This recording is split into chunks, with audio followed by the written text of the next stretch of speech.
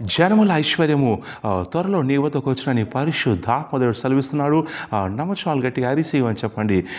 Yes, మీలో చాలామంది బీదరిక శాపంతో కొట్టుమిట్టాడుతున్నారు.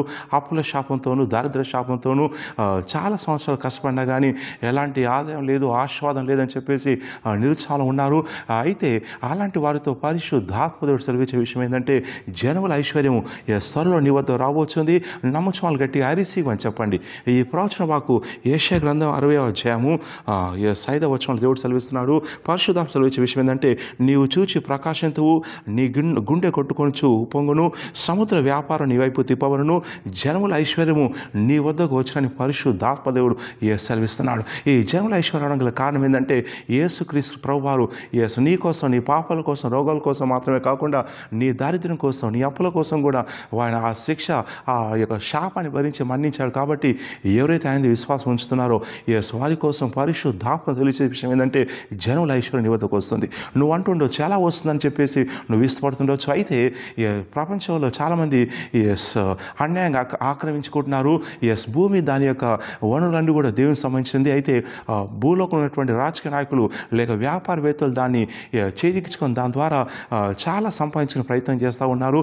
అయితే దేవుడు సెలవిచ్చే మాట ఏంటంటే, నేను ఈ సమస్త భూమికి, భూమి మీద ఉన్నటువంటి సహజ వాయులకు, ఖనిజాలకు సృష్టికర్తను, ఓనర్ని నేను కాబట్టి జనాలు నా యొక్క ఆస్తిని వాడుకొని వాళ్ళు డబ్బు సంపాదిస్తూ ఉన్నారు, అంచేత అక్రమంగా సంపాదిస్తున్నారు. అంచేత దేవుడు సెలవిచ్చే మాట ఏంటంటే, నేను దాన్ని నా జనాల వద్దకు, నా సంఘం వద్దకు, నా సేవకుల వద్దకు, నా విశ్వాస వద్దకు, బిడ్డల వద్దకు నేను మళ్ళిస్తానని పరిశుద్ధాత్మ దేవుడు సెలవిస్తున్నాడు. నమ్ముతున్న వారు గట్టిగా వారిసి అని చెప్పండి.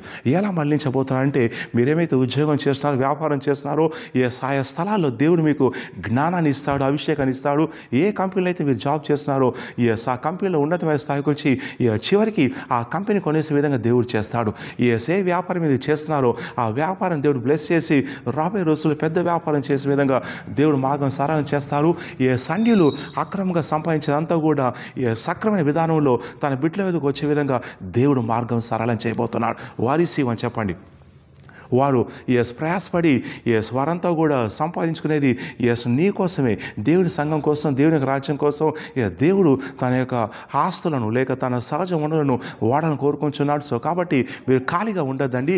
ఖాళీగా ఉండకుండా ఈ వాగ్దానం ఎత్తిపట్టుకొని, ప్రభా జనముల ఐశ్వర్యం నాకు ఇస్తాను సెలవించామని చెప్పేసి ఇంట్లో ఖాళీగా కూర్చోకుండా ఈ వాగ్దానం ఎత్తిపట్టుకొని, ప్రభు నేను ఉద్యోగం చేస్తున్నాను, వ్యాపారం చేస్తున్నాను, ఎలా ఈ జనముల ఐశ్వర్యం నా వద్దకు వస్తుంది నాకు తెలియచేయమని చెప్పేసి మీరు ప్రార్థన చేసినప్పుడు దేవుడు రహస్య స్థలాల్లో దాగి ఉన్నటువంటి గుప్తనిధి వద్దకు నడిపిస్తాడు.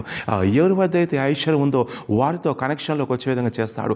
ఏ రాజకీయ నాయకునితో మీకు ఈ యొక్క ప్రవచనం నెరవేర్చబడుతుందో ఆ రాజకీయ నాయకునితోనూ, వ్యాపారవేత్తోనూ, లేదంటే మీ బంధువర్గంలో లేక మీరు చేసే కంపెనీలో ఉన్నటువంటి ఉన్నత అధికారులతోనూ, గవర్నమెంట్ ఆఫీసులతోనూ ఏదో విధంగా కనెక్షన్ వచ్చే విధంగా దేవుడు చేస్తాడు. ఈ కనెక్షన్ ద్వారా ఏంటంటే, జనముల ఐశ్వర్యం ఎక్కడైతే వారు దాచిపెట్టి ఉన్నారో ఈ ఐశ్వర్యం మీ వద్దకు వచ్చే విధంగా పరిశుద్ధాత్మ దేవుడు చేస్తాను సెలవిస్తున్నాడు. నమ్ముచాలు గట్టిగా వారిసి అని చెప్పండి. ఇది సాధ్యమేనా? ఇది సాధ్యమేనండి. మీలో చాలామంది ఆర్థికంగా నష్టపోతున్నారు, మోసపోతున్నారు. ఉన్న కారణం ఏంటంటే, అప్పుల శాపం పనిచేస్తుంది, బీదరికమైన శాపం పనిచేస్తుంది, అలాగే దారిద్ర్యమైన శాపం పనిచేస్తుంది. అంచేత ఆర్థికంగా మీరు ఎదగలేకపోతున్నారు. అయితే ఈరోజు ఏమైతే ఆర్థిక పరంగా శాపాలు పనిచేస్తున్నాయో ఆ శాపాలన్నీ కూడా నజరైనటువంటి యేసుక్రీస్తుని నేను కొట్టివేస్తున్నాను.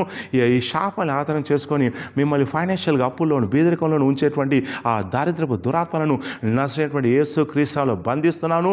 వెళ్ళిపోమని ఆజ్ఞాపిస్తున్నాను.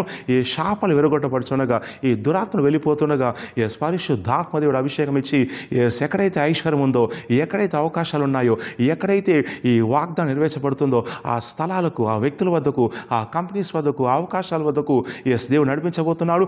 నమ్ముచాలు గట్టిగా అరిసి అని చెప్పండి. జనముల ఐశ్వర్యం వేరు విధానాల్లో నీ వద్దకు త్వరలో వస్తున్న ప్రవచిస్తున్న అరిసివ్ అని చెప్పండి. మీ గూగుల్ పేలోకి, ఫోన్పేలోకి అద్భుతంగా బ్లెస్సింగ్ వస్తుందని ప్రవచిస్తున్నాను. గట్టిగా అరిసివ్ అని చెప్పండి. దయచేసి ఈ వీడియోని లైక్ చేయండి, షేర్ చేయండి. మాకు 4 యూట్యూబ్ ఛానల్స్ ఉన్నాయండి, దయచేసి వాటిని సబ్స్క్రైబ్ చేయండి. అలాగే ప్రతి ఆదివారం సిగ్న బేతల్డోలో అభిషేకారం 9 గంటలకు, సాయంత్రం 5 గంటలకు ఉంటుందండి. అలాగే ప్రతి శనివారం నాడు లోతైన ప్రవచన రెఫరెన్స్ కోసం స్పెషల్ పర్సనల్ ఇస్తున్నాను. శుక్రవారం నాడు ప్రవచనం కోసం రెఫరెన్స్ కోసం జో అపాయింట్మెంట్ ప్రవచిస్తున్నాను. ఈ వివరాల కోసం కింద ఉన్నటువంటి ఆఫీస్ నెంబర్ మీరు కాల్ చేసి వివరాలు కనుక్కోండి. మా వాళ్ళు మీకు తెలియజేస్తారు.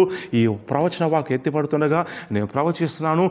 స్థలంలోనే నీ ఆత్మీయ స్థితి, ఆర్థిక స్థితి, రూపురేఖలు భారీ స్థాయిలో మార్చి ఎంత అని ప్రవచిస్తున్నా రిసీవ్ చెప్పండి. ఎక్కడైతే దేవుడు జనుల ఐశ్వర్యాన్ని నీకోసం సిద్ధపరచుకున్నాడో ఆ స్థలాలకు దేవుడు నడిపిస్తుండగా ఈ వాక్ నెరవేర్చబడుతుంది. రాబోయే రోజుల్లో దేవుని కోసం, రాజ్యం కోసం, సంఘం కోసం కోటీశ్వరులు ఉంటానని ప్రవచిస్తున్నాను. నమ్మకాలు గట్టిగా రిసీవ్ చెప్పండి. So God bless you. ఈ వీడియోని లైక్ చేయండి, షేర్ చేయండి.